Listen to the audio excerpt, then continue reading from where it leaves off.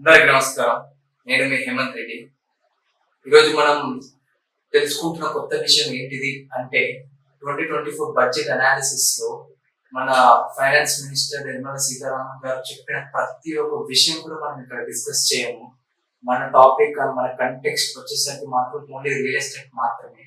So real estate లా 2024 budget analysis ప్రకారం మన government of India తీసుకొచ్చిన కొత్త ఇనిషియేటివ్స్ ఏంటివి, పాత బడ్జెట్ కి కొత్త బడ్జెట్ ఉన్న కొత్త విషయం ఏంటిది అనే విషయం గురించి ఈ వీడియో చూసినట్టయితే మీకు 2023 budget analysis on real estate ఎలా ఉంది and 2024 budget analysis on real estate ఎలా ఉంది అనే డిఫరెన్స్ అనేది మీకు తెలుస్తుంది.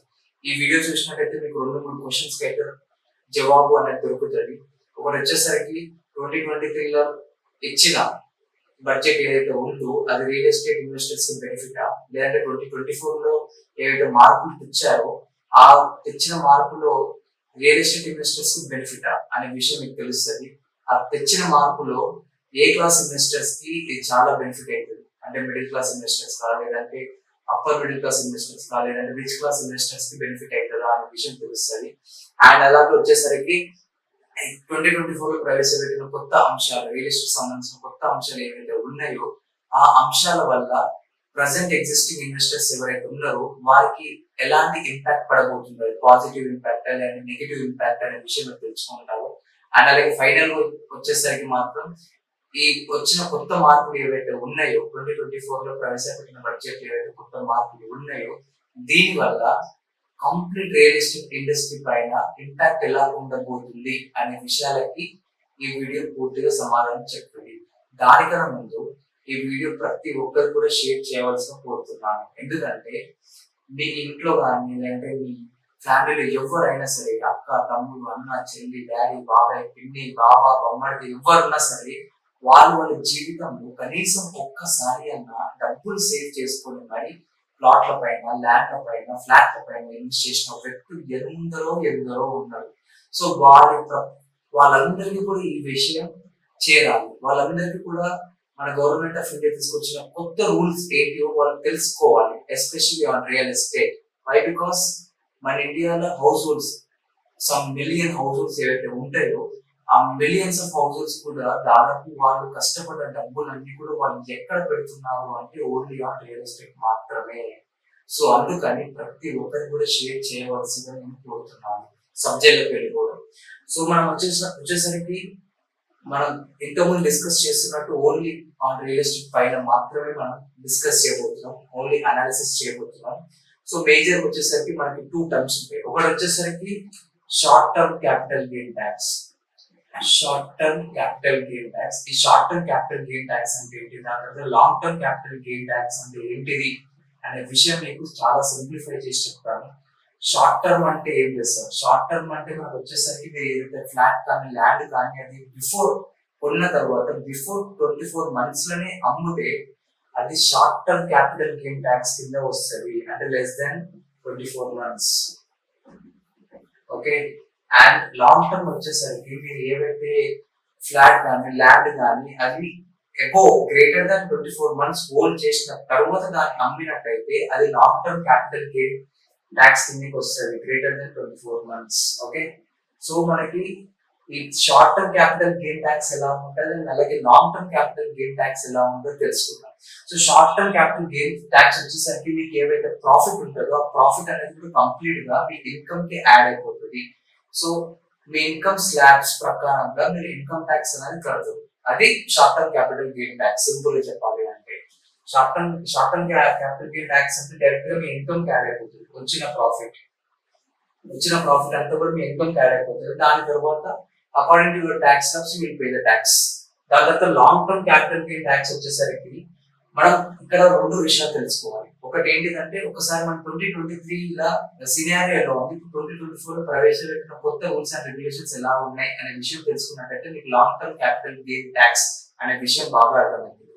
సో మనకి ఇప్పుడు 2023 లో ఎలా ఉండేది రూల్స్ అండ్ రెగ్యులేషన్స్ అంటే, ఫర్ ఎగ్జాంపుల్ మనకి 2023 లా చూసుకున్నట్టయితే ఇండెక్సేషన్ బెనిఫిట్ అనేది ఒకటి ఉండేది. ఇండెక్సేషన్ ఇండెక్సేషన్ బెనిఫిట్ అంటే పెద్దగా ఏం లేదు సార్, ఈ టర్మ్ చూసి మీరు ఏం పరిశ్రమ కావాల్సిన అవసరం లేదు. ఇండెక్సేషన్ బెనిఫిట్ అంటే ఇప్పుడు మనకి ప్రతి సంవత్సరం కూడా రేట్లు అన్ని పెరుగుతూ ఉంటాయి. మన నిత్యావసరాలు కానీ లేదంటే ఏ ఏ వస్తువు అయినా సరే దాని యొక్క రేట్ అనేది పోయిన సంవత్సరం ఒకటి ఉంటుంది, ఈ సంవత్సరం ఇంకోటి ఉంటుంది. ఇలా చూసుకుంటే రేట్లు అనేవి పెరుగుతూనే పోతుంటాయి. దాన్నే ఇంగ్లీష్ లో ఆంగ్లంలో ఏమంటారు అంటే ఇన్ఫ్లేషన్ అని అంటారు. ఇన్ఫ్లేషన్ అంటే ఇంతకుముందు నేను చెప్పినట్టే మనం నిత్యావసరాలకి పెట్టే డబ్బులు ప్రతిరోజు, ప్రతి నెల, ప్రతి సంవత్సరం కూడా పెరుగుతూనే ఉంటాయి. దాన్ని మనం ఇన్ఫ్లేషన్ అని అంటాం. సో ఇండెక్సేషన్ బెనిఫిట్ అంటే ఏంటిది అంటే, సో ఫర్ ఎగ్జాంపుల్ తీసుకున్నట్టయితే మీకు బెటర్ గా అర్థమవుతుంది.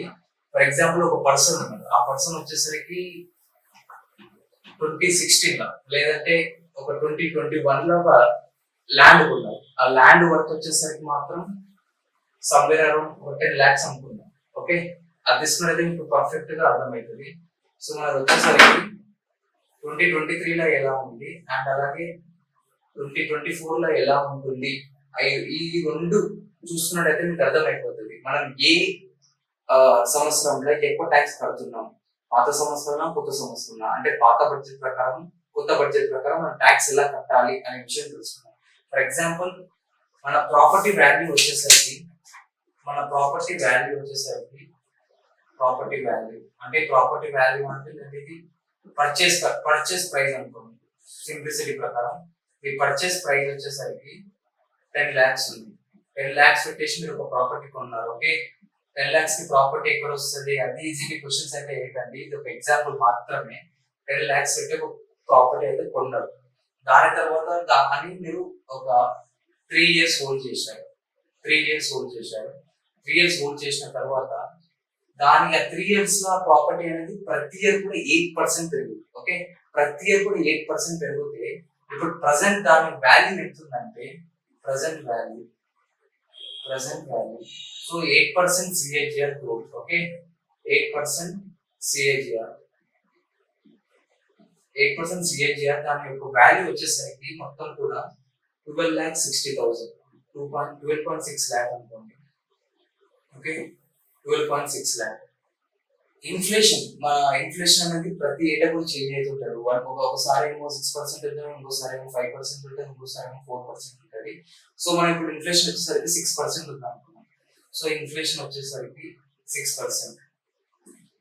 ఓకే, సో ఇన్ఫ్లేషన్ అనేది 6% ఉంది. సో ఇన్ఫ్లేటెడ్ ప్రజెంట్ వాల్యూ ఎంత అంటే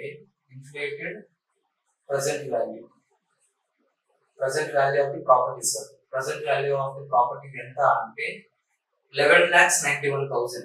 Okay, 11,91,000 inflated present value. So ikkada vachesariki mana total present value enta ante 12.6 lakh, inflated property value enta ante 11.91 lakh. So 2023 ప్రకారం budget చెప్తున్న విషయం ఏంటిది అంటే మీరు ఈ యొక్క ఇన్ఫ్లేటెడ్ వాల్యూ పైన మీరు ఎలాంటి ట్యాక్స్ కట్టాల్సిన అవసరం లేదు. ఇన్ఫ్లేటెడ్ వాల్యూ దాటేసి దానిపైన ఏవైతే డబ్బులు ఉంటాయి, ఏవైతే ప్రాఫిట్ ఉంటాయో దానిపైన మాత్రమే మీరు ట్యాక్స్ కట్టాలి.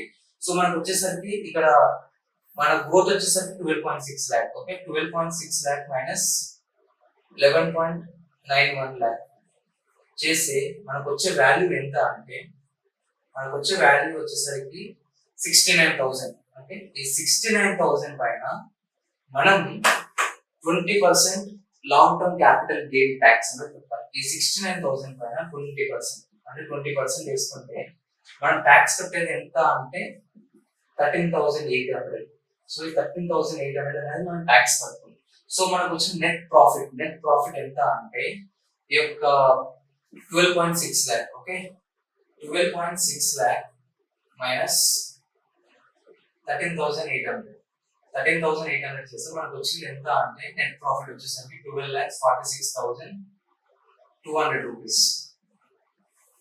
ఇది 2023 లో టాక్సేషన్ యొక్క స్ట్రక్చర్. ఇదే సేమ్ 2024 లో జూలై 23 రోజున బడ్జెట్ అనేది ప్రవేశపెట్టారు.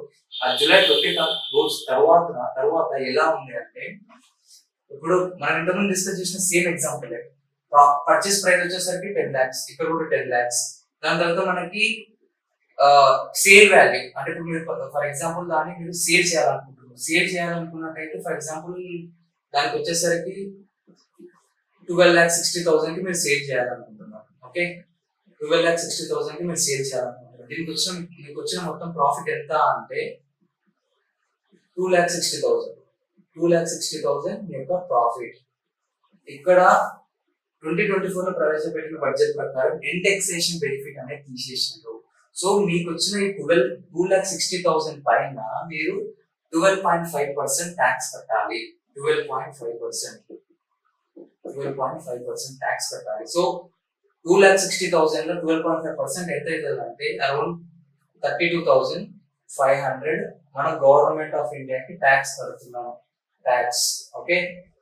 సో మన నెట్ ప్రాఫిట్ వచ్చేసరికి నెట్ ప్రాఫిట్ అనేది ఈ 32,500 దీనికి వెళ్ళి మైనస్ చేసినట్టయితే అంటే మన 12,60,000 సేల్ వాల్యూ ఏదైతే ఉందో దానికి వెళ్ళి మీరు మైనస్ చేస్తే 12,60,000 మైనస్ 32,500 చేసినట్టయితే మీకు వచ్చి టోటల్ నెట్ ప్రాఫిట్ ఎంత 12,27,500 రూపీస్. సో ఈ రెండు ఎగ్జాంపుల్ ప్రకారం 2023 లా 2024 లా బాగా డబ్బులు లూజ్ అవుతున్న వ్యక్తి ఎవరైనా ఉన్నారు అంటే అది గవర్నమెంట్ ఆఫ్ ఇండియానా కాదు, ఇన్వెస్టర్. ఇక్కడ చూసినట్టు ఇక్కడ 12,46,000 ప్రాఫిట్ వచ్చింది. ఇక్కడ చూసినట్టు 12,27,500 ప్రాఫిట్ వచ్చింది. అంటే గవర్నమెంట్ ఆఫ్ ఇండియా ఇన్వెస్టర్స్ కి వెళ్ళి ట్యాక్స్ రూపాన డబ్బులు ఇంకా ఎక్కువ సంపాదిస్తున్నారు అనే విషయం అయితే మీరు అర్థం చేసుకోవాలి. అండ్ అలాగే దీనికి సంబంధించిన ఎగ్జాంపుల్ నేను చాలా సింప్లిసిటీ కోసం ఇలా చెప్పాను. బేసికల్గా చెప్పాలంటే క్యాలిక్యులేషన్స్ ఇలా ఉండవు.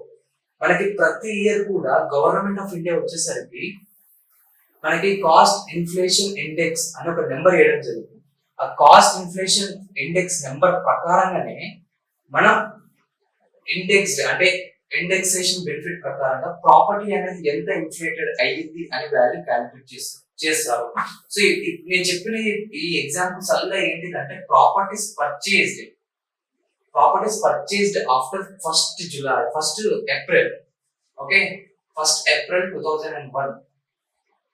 సో ఇది ఒక మెయిన్ థింగ్. ఇదేంటిదంటే ఇది ఒక డేట్ గుర్తుపెట్టుకోవాలి. 1st 4 2001 ఈ 2001 కి ప్రాపర్టీస్, దీని తర్వాత ప్రాపర్టీస్ కొనుగోలు చేస్తే ఒక లెక్క ఉంటుంది. దీనికన్నా ముందు ప్రాపర్టీస్ ఆల్రెడీ తాతలు ఆస్తున్నట్టయితే దానికి డిఫరెంట్ గా ట్యాక్స్ పే చేయాల్సి వస్తుంది. సో మనం ఇంతకుముందు మనం డిస్కస్ చేసిన ఎగ్జాంపుల్స్ లో 1st April 2001 తర్వాత మనం పర్చేస్ చేసినాం, దాని తర్వాత సేల్ కూడా చేసినాం కాబట్టి ఇంతకుముందు ఎగ్జాంపుల్ అనేది ఇక్కడ వర్తిస్తుంది. సో ఇప్పుడు మనం డిస్కస్ చేయబోయే ఎగ్జాంపుల్ దేనికి అంటే ప్రాపర్టీ అనేది మనం ఫర్ ఎగ్జాంపుల్ 1990 లో కొనుగోలు చేసినాం. ఓకే, దాని గురించి ఇప్పుడు మనం డిస్కస్ చేద్దాం.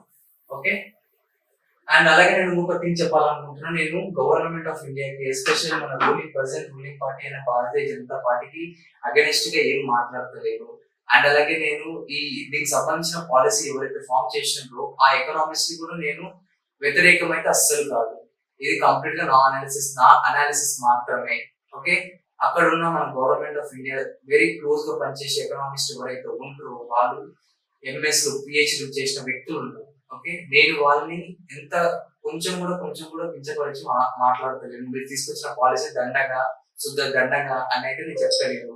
జస్ట్ నాకు అర్థమైన విషయం ఏంటిది అండ్ అలాగే ప్రతి ఒక్క మిడిల్ క్లాస్ ఇన్వెస్టర్ అర్థం చేసుకుంటున్న విషయం ఏంటిదో అనేది మాత్రమే నేను చెప్తున్నాను. ఓకే, అంటే గవర్నమెంట్ ఆఫ్ ఇండియా వేరే రకంగా ఆలోచిస్తుంది, అది కూడా నేను చెప్తాను. ఓకే, సో మనం వచ్చేసరికి ఇంకొక ఎగ్జాంపుల్ ఇది. ఒకవేళ ప్రాపర్టీ అనేది 1st April 2001 కన్నా ముందు కొంటే, ఫర్ ఎగ్జాంపుల్ ప్రాపర్టీ అనేది 1990 లో కొన్నారు. Okay, purchase of property 1990 purchase of property. For example ఆ ప్రాపర్టీ యొక్క వాల్యూ వచ్చేసరికి 1990 లో వాళ్ళు పెట్టింది ఎంత అంటే ఒక 5 lakhs అనుకున్నాం. ఒక 5 lakhs.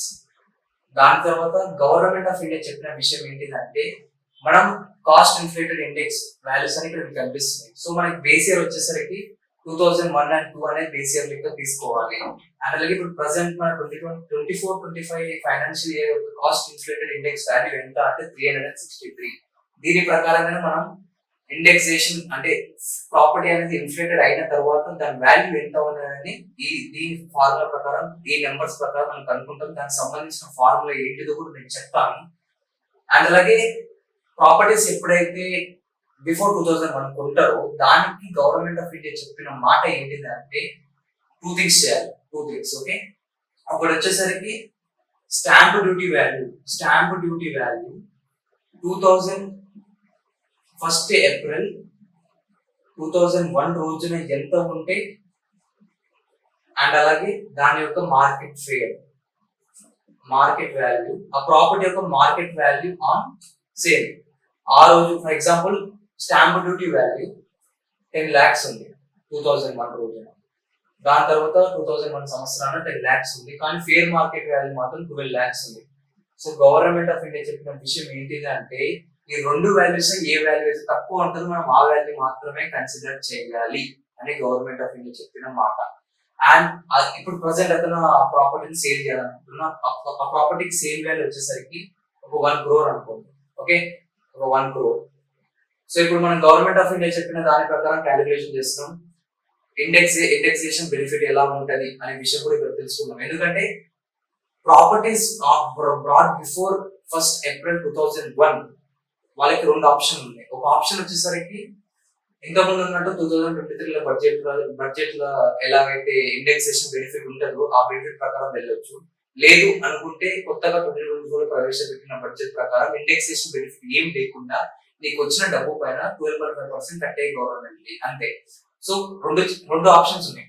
మన రెండు కూడా ఇప్పుడే చెప్పాను. ఇండెక్సేషన్ బెనిఫిట్ అనేది తీసుకో, లేదు అంటే no indexation benefit direct 12.5% tax కట్టే.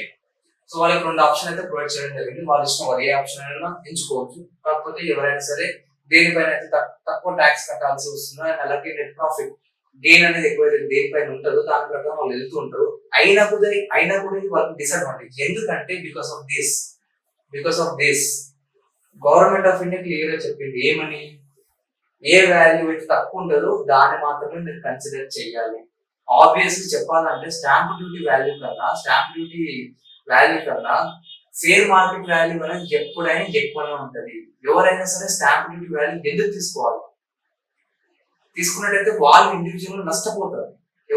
ఎవరైతే వ్యక్తులు 2001 కన్నా ముందు కొంటారో ప్రాపర్టీ, అదొక పాయింట్ మీరు గుర్తుపెట్టుకోవాల్సిన విషయం అదొకటి.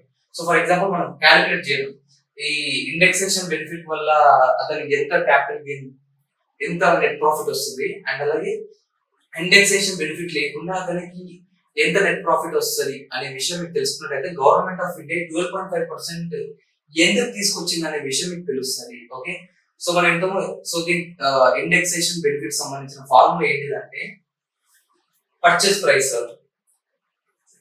ప్రైస్ టైమ్స్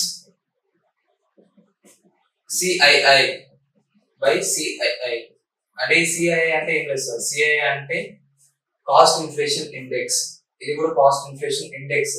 కాకపోతే ఇక్కడ తెలుసుకోవాల్సిన విషయం ఏంటిది అంటే, ఇక్కడ బయింగ్ పర్చేస్ అయ్యేటప్పుడు CII ఉంది, సెల్ చేసేటప్పుడు CII ఉంది. ఫార్ములా మాత్రం మనం చూడాలి. సో మనం ఫార్ములా చూసుకున్నట్టయితే మనకి CII వచ్చేసరికి ఇది సెల్లింగ్ ఇయర్. ఓకే, ఇది సెల్లింగ్ ఇయర్, అండ్ అలాగే ఇది బయింగ్ ఇయర్. మనం ఇక్కడ చూసుకున్నట్టయితే పర్చేస్ ప్రైస్ వచ్చేసరికి ఈ వ్యక్తికి వచ్చేసరికి 10 lakhs. ఓకే, 10 lakhs, అండ్ అలాగే CII at the time of selling. ఇప్పుడు ఇతను వచ్చేసరికి 2024 లోనే సేల్ చేస్తున్నాడు.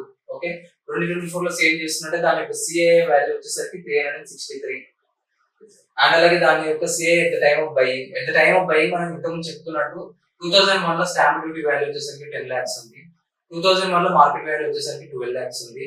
సో బేస్ ఇయర్ వచ్చేసరికి మాత్రం 2001 and 2 కాబట్టి ఆ ఇయర్ కి సంబంధించిన CII వాల్యూ మనం తీసుకోవాలి. ఆ ఇయర్ కి సంబంధించిన CII వాల్యూ ఎంత అంటే 100. సో ఇది మనం క్యాలిక్యులేట్ చేస్తే వచ్చే వాల్యూ ఎంత అంటే 36.3 lakh. ఇది indexed value or inflated property value as of 2024. ఇది ఒక విషయం. సో ఇప్పుడు మనకు వచ్చేసరికి అతని యొక్క నెట్ ప్రాఫిట్ ఎంత అంటే, మనం ఒకవేళ ఫస్ట్ ఆప్షన్ ప్రకారం అంటే అతను ఇండెక్సేషన్ బెనిఫిట్ తీసుకుని వెళ్ళాలనుకుంటున్నాడు, 20% ట్యాక్స్ పే చేస్తాం అన్నాడు. ఓకే, అతని ప్రకారం మనం వెళ్ళినట్టయితే ఆయనకు వచ్చేసరికి ఈ 1 crore లో 36.1 crore మైనస్, ఓకే ఇది first option sir, 1 crore minus 36.3 lakh వచ్చేసరికి అతనికి వచ్చేది ఎంత అంటే 63.7 lakh. 63.7 lakh పైన అతను 20% ట్యాక్స్ అనేది కడతాడు. సో 20% ట్యాక్స్ కడితే తనకి ఎంత పడుతుంది అంటే టోటల్ గా 12.74 lakh. ఇది అతను కట్టే డబ్బు గవర్నమెంట్ ఆఫ్ ఇండియాకి. ఇది ఫస్ట్ ఆప్షన్ ప్రకారం ఇండెక్సేషన్ బెనిఫిట్. మనం ఇప్పుడు సెకండ్ ఆప్షన్కి వెళ్దాం. సెకండ్ ఆప్షన్కి వెళ్ళినప్పుడు మనకు ఒక గవర్నమెంట్ ఆఫ్ ఇండియా ఎందుకు తీసుకొచ్చి మీకు అర్థమైంది. సో సెకండ్ ఆప్షన్కి వెళ్ళినప్పుడు టోటల్ సేల్ ప్రైస్ వచ్చేసరికి 1 crore. అతని పర్చేస్ ప్రైస్ వచ్చేసరికి యాజ్ ఆఫ్ 2001 మాత్రమే కన్సిడర్ చేయాలి. ఎందుకంటే మనకు బేస్ ఇయర్ వచ్చేసరికి 2001 కాబట్టి 2001 లా market value 12 lakhs, stamp duty value 10 lakhs. ఏ తక్కువ తీసుకోవాలి. సో 10 lakhs వాల్యూ తీసుకోవాలి. సో 10 lakhs తీసుకున్నట్టయితే అతని యొక్క నెట్ ప్రాఫిట్ వచ్చేసరికి 1 crore minus 10 lakhs. So 90 lakhs. ఈ 90 lakhs పైన అతను పే చేసేది 12.5% ట్యాక్స్ పే చేస్తారు. 12.5% ట్యాక్స్ పే చేసినట్టయితే గవర్నమెంట్ ఆఫ్ ఇండియాకి ఇస్తున్న డబ్బులు ఎంత అంటే 11.25 lakhs. 11.25 lakhs. సో ఈ రెండు క్యాలిక్యులేషన్ ప్రకారం క్లియర్ అర్థమైన విషయం ఏంటిదంటే గవర్నమెంట్ ఆఫ్ ఇండియా చెప్తున్న విషయం ఏంటిదంటే మీరు ప్రాపర్టీ అనేది లాంగ్ టర్మ్ హోల్డ్ చేసినట్టయితే మీరు గవర్నమెంట్ ఆఫ్ ఇండియాకి తక్కువ ట్యాక్స్ పే చేస్తారు అని గవర్నమెంట్ ఆఫ్ ఇండియా క్లియర్ చెప్తున్న విషయం. అండ్ అలాగే ఈ ఎగ్జామ్ లో కనిపిస్తున్న విషయం కూడా అది మాత్రమే. ఓకే, అండ్ మీరు క్వశ్చన్ కూడా వేయచ్చు. నేను okay for example indexation benefit కూడా పర్చేస్ వాల్యూ 10 lakhs తీసుకోకుండా 12 lakhs తీసుకున్నట్టయితే నాకు long term capital gain tax అనేది తక్కువ వచ్చినప్పుడు నేను దానిపై 20% ట్యాక్స్ కట్టినా సరే నా యొక్క టోటల్ మనీ నేనైతే గవర్నమెంట్ ఆఫ్ ఇండియాకి ఏదైతే ట్యాక్స్ పే చేస్తున్నారో దీంట్లో తక్కువ ఉంటుందని క్వశ్చన్ సరేసుకోవచ్చు. కాకపోతే మనమైతే రూల్స్ అయితే మనం ఏం చేయలేము. గవర్నమెంట్ ఆఫ్ ఇండియా చెప్పిన రూల్స్ అండ్ రెగ్యులేషన్స్ మనం ఫాలో కావాల్సిందే. దానికైతే వ్యతిరేకంగా అయితే మనం పోలేము. ఇది ఒక విషయము. అండ్ అలాగే సెకండ్ థింగ్ మనం ఇప్పుడు ఇంకో తెలుసుకోబోయే విషయం ఏంటిది అంటే బ్రేక్ ఈవెన్ పాయింట్స్ అని ఒకటి ఉంటాయి సార్. బ్రేక్ ఈవెన్ పాయింట్స్ అంటే మీ యొక్క ప్రాపర్టీ అనేది ఎంత గ్రో అయితే పాత ట్యాక్స్ కి కొత్త ట్యాక్స్ బ్రేక్ ఈవెన్ అవుతుంది. అంటే మనం ఫస్ట్ ఎగ్జాంపుల్ లో డిస్కస్ చేస్తున్నప్పుడు ఏమైందంటే మనం కొత్త ట్యాక్స్ రిజీమ్ లో డబ్బులు అనేది ఎక్కువ పే చేసినాం compare to old tax regime. కాకపోతే ఇప్పుడు నేను ప్రవేశపెట్టే ఒక టేబుల్ తోటి మీకు అర్థమవుతుంది మన ప్రాపర్టీ అనేది ఎన్ని గ్రో అయితే according two years. For example 5 years property hold చేసినాం. 5 years ప్రాపర్టీ హోల్డ్ చేసినట్టయితే ఆ ప్రాపర్టీ అనేది ఎంత అప్రిషియేట్ అయితే మనం న్యూ రెజ్యూమ్ ప్రకారం అలాగే ఓల్డ్ రెజ్యూమ్ ప్రకారం బ్రేక్ ఈవెన్ అవుతాం అనే విషయం ఇప్పుడు మనం తెలుసుకుందాం. ఓకే సరే, ఇక్కడ కనిపిస్తున్న ఈ టేబుల్ మనకు అర్థమైనట్టయితే మీకు ఇప్పుడు ప్రజెంట్ ఉన్న కొత్త ట్యాక్స్ రిజిమ్ కి అండ్ అలాగే పాత ఉన్న ట్యాక్స్ రిజిమ్ కి ఆన్ ల్యాండ్స్ గురించి మీకు క్లియర్ గా అర్థమవుతుంది. సో మనకు వచ్చేసరికి 4 పారామీటర్స్ ఉన్నాయి. ఏజ్ ఆఫ్ ది ప్రాపర్టీ ఒకటి, ఇయర్ ఆఫ్ పర్చేస్ ఒకటి, అండ్ అలాగే బ్రేక్ ఈవెన్ ఒకటి, దాని తర్వాత సెల్లింగ్ ప్రైస్ ఒకటి, అండ్ అలాగే పర్చేస్ ప్రైస్. ఈ పారామీటర్స్ ప్రకారంగా మనం తెలుసుకోవచ్చు new tax regime benefit and old tax regime benefit అనే విషయం మీకు తెలుస్తుంది. ఈ బ్రేక్ ఈవెన్ వచ్చేసరికి ఇంపార్టెంట్ సార్. ఈ బ్రేక్ ఈవెన్ అంటే ఏం లేదు. బ్రేక్ ఈవెన్ అంటే మీరు ఓల్డ్ ట్యాక్స్ రెజ్యూమ్ ఎంతైతే ట్యాక్స్ పే చేస్తుందో అదే ట్యాక్స్ మీరు న్యూ ట్యాక్స్ రెజ్యూమ్ లో పే చేయాలి అంటే ఇన్ని రెట్లు పెరగాలని అర్థం. ఇన్ని రెట్లు మీకు ప్రాపర్టీ అప్రిషియేట్ కావాలి అని అర్థం. ఇన్ని రెట్లు అప్రిషియేట్ అయినట్టయితే మీకు ఓల్డ్ ట్యాక్స్ రెజ్యూమ్ కి న్యూ ట్యాక్స్ రెజ్యూమ్ కి సేమ్ ట్యాక్స్ కడుతున్నట్టు అని అర్థం చేసుకోవాలి. ఓకే, సో మనకు వచ్చేసరికి age of the property 23 years చూసినట్టయితే మనం ప్రాపర్టీ అనేది 2001-2002 లో కొన్నట్టయితే ఆ ప్రాపర్టీ 8 ఇంతలు కావాలి. 8 ఇంతలు అంటే మనకి పర్చేస్ వాల్యూ 10 లక్షలు ఉంటే అది వచ్చేసరికి 80 లక్షలు కావాలి. 80 లక్షలు అయినట్టయితే long term capital gains tax పరంగా ఓల్డ్ ట్యాక్స్ లో మీరు 20% కట్టినా ఒకటే, న్యూ ట్యాక్స్ పరంగా 12.5% కట్టినా ఒకటే. కాకపోతే ఓల్డ్ ట్యాక్స్ మీకు ఏంటంటే ఇండెక్సేషన్ బెనిఫిట్ ఉంటుంది. అలా కావాలి మీరు బ్రేక్ ఈవెన్ కావాలి అంటే 8 రెట్లు పెరగాలి సార్ మీ యొక్క ప్రాపర్టీ. సెకండ్ వచ్చేసరికి 15 years చూసినట్టు మీరు ఒక ప్రాపర్టీ అనేది 2009 నుంచి 2010 లో కొన్నింటారు. ఆ కొన్న ఫర్ ఎగ్జాంపుల్ 30 lakhs మీరు ఆ ప్రాపర్టీ కొన్నారు. కొన్న తర్వాత మీరు ఓల్డ్ ట్యాక్స్ రెజ్యూమ్ లో న్యూ ట్యాక్స్ రెజ్యూమ్ లో సేమ్ డబ్బులే ట్యాక్స్ కట్టాలి అంటే మీ యొక్క ప్రాపర్టీ అనేది 4.9 times అప్రిషియేట్ కావాలి. అంటే దగ్గర 5 times అప్రిషియేట్ కావాలి. 30 లక్షలు పెడితే 1,50,00,000 కావాలి మీ యొక్క ప్రాపర్టీ. అప్పుడే మీరు చెప్పాలంటే బ్రేక్ ఈవెన్ అయినట్టు. 10 years చూసుకున్నట్టయితే 2014 to 2015 ఇన్వెస్ట్ చేసినట్టయితే 50 lakhs ఫర్ ఎగ్జాంపుల్ ఇన్వెస్ట్ చేసిండ్రు, అది వచ్చేసరికి మనకి 2.4 times అప్రిషియేట్ కావాలి విత్ ఇన్ ఎంత span of 10 years. 10 years 2.4 times appreciate అయితే అది 1.2 CR అవుతుంది. 1.2 CR అయితే మీరు ఏం లేదంటే బ్రేక్ ఈవెన్ అవుతుంది. సో మనం 5 years పీరియడ్ చూసినట్టయితే 2019 to 2020 ఇన్వెస్ట్ చేసినట్టయితే 1 crore ఇన్వెస్ట్ చేసినప్పుడు 5 years అయింటది. ఆ 1 crore అనేది 1.7 CR అయితే మీరు బ్రేక్ ఈవెన్ అయినట్టు. సో దీని ప్రకారం ఈ టేబుల్ ప్రకారం మనం అర్థం చేసుకోవాల్సిన విషయం ఏంటిది అంటే government of India is very bullish on real estate. For example ఈ ఎగ్జాంపుల్ చూడండి సార్, 5 years గా మీ ప్రాపర్టీ అనేది 1.7 times అప్రిషియేట్ కావాలి అంటే పర్ ఇయర్ ఎంత కావాలన్నా సరే 10% గ్రో కావాలి. 10% per year. 10% is not a small number sir. ఈ 10% అప్రిసియేషన్ అనేది చెప్పాలంటే ప్రతి ఒక్క ఏరియాకి రాదు. ఓన్లీ ఏవైతే ఇన్వెస్ట్మెంట్ హాట్స్పాట్ రీజన్స్ ఏవైతే ఉంటాయో అక్కడ 10% అప్రిసియేషన్ పర్ ఇయర్ అని మనం చూడొచ్చు. అట్లా అయినట్టయితే మీరు 1.7 times మీ యొక్క ప్రాపర్టీ అప్రిషియేట్ అవుతుంది 5 years కల్లా. సో గవర్నమెంట్ ఆఫ్ ఇండియా ప్రకారం గవర్నమెంట్ ఏమనుకుంటుంది అంటే మన ఇండియాలో ఉన్న రియల్ ఎస్టేట్ అనేది ఎప్పటికైనా పెరుగుతూనే ఉంటుంది అని గవర్నమెంట్ ఆఫ్ ఇండియా అలా అనుకుంటుంది. కాకపోతే ప్రతి ఒక్క వ్యక్తి క్వశ్చన్ చేస్తున్న విషయం ఏంటిది అంటే 10% అప్రిషియేషన్ అనేది ప్రతి ఒక్క ప్లేస్ కూడా పాసిబుల్ కాదు సార్. మనం చూసుకుంటే హైదరాబాద్ లో గచ్చిబౌలి హైటెక్ సిటీ ఎలా అయితే ల్యాండ్ అప్రిషియేట్ అవుతుందో ఆ ల్యాండ్ ఎందుకు అప్రిషియేట్ అయింది? Because of the employment. అక్కడ 10% 15% అనేది డెఫినెట్ గా అప్రిషియేట్ అవుతుంటది. కానీ ప్రతి ఒక్క ప్లేస్ లో 10% 15% అనేది అప్రిషియేట్ కాదు. సో ల్యాండ్ అనేది 10% పర్ ఇయర్ అప్రిషియేట్ కాకపోతే you are paying more money to the government of India in the name of tax. Okay, అది మీరు ఒక గుర్తుపెట్టుకోవాల్సిన విషయం. ఇదంతా స్టోరీ లాస్ట్ వచ్చేసరికి ఏంటిదంటే సింపుల్ సార్. స్టోరీ ఏంటిదంటే మీ యొక్క ల్యాండ్ మీరు ఏదైతే ల్యాండ్ కానీ ఫ్లాట్ కానీ కొన్నట్టయితే అది పర్ ఇయర్ 10% అప్రిషియేట్ అవుతూ వెళ్తుంటేనే ఓల్డ్ ట్యాక్స్ రెజిమ్ కి న్యూ ట్యాక్స్ రెజిమ్ కి మీరు బ్రేక్ ఈవెన్ అవుతారు. ఓకే, ఒకవేళ 10% అండ్ అబోవ్ వెళ్ళినట్టయితే మీరు న్యూ ట్యాక్స్ రెజిమ్ ప్రకారం తక్కువ ట్యాక్స్ పే చేస్తారు. అదే 10% కంటే తక్కువ అప్రిషియేట్ అయ్యకుండా వెళ్ళిందనుకో మీరు గవర్నమెంట్ ఆఫ్ ఇండియాకి ఎక్కువ ట్యాక్స్ పే చేస్తారు.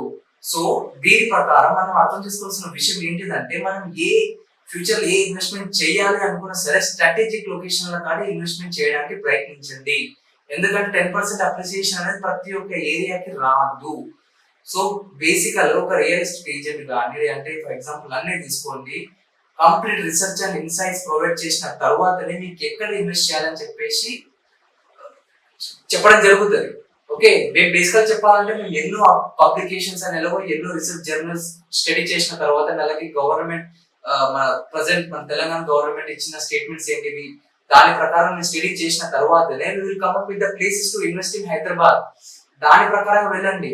అంతేగాని మా ఫ్యామిలీలో మా బాబాయ్ ఇన్వెస్ట్ చేసింది, మా పిల్లి ఇన్వెస్ట్ చేసింది, మా తమ్ముడు ఇన్వెస్ట్ చేసింది అని చెప్పేసి అక్కడ వెళ్ళి ఇన్వెస్ట్ చేయకండి సార్. పెద్ద పొరపాటు అవుతుంది. రిటర్న్ ఆన్ ఇన్వెస్ట్మెంట్ రాదు. గుర్తుపెట్టుకోండి సార్.